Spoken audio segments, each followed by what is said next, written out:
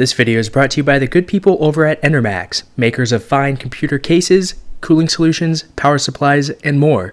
For more information, visit enermaxusa.com.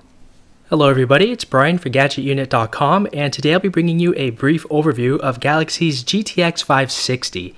This is not the Ti or the SE, it's just a regular old GTX 560. I know it's not the newest video card available.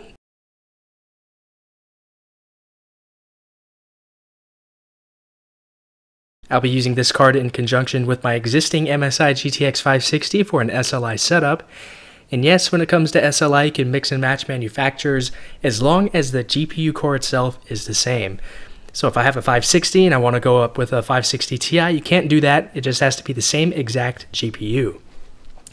In terms of some of the specs though, the core clock runs at 810 MHz, the shader clock is 1620 MHz, there are 336 CUDA cores, and this has 1 GB of video memory. So this is a PCI Express 2.0 interface here at the bottom, 16X.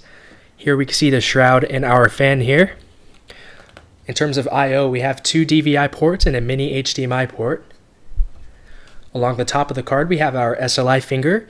And speaking of SLI, here's my SLI bridge, the MSI one that came with my motherboard. It is flexible. It's not really color coordinated though. Anyway, moving along to the rest of the card, we have 2 6-pin PCI power plugs. Here's what the PCB looks like on the back. It's just standard Galaxy blue coloring. You can see some of the power management heat sinks, as well as our, well, can't really see it too much, but in terms of the heatsink itself for the card, it's a pretty standard heatsink fan combination here. Nothing really fancy going on in terms of the heatsink design itself, or anything else about this card for that matter. And that is it with this video. If you have any comments, questions, or feedback about this or anything else, feel free to leave those down below in the comments area. That's it with this video, so thanks a lot for watching, and I'll talk to you all very soon.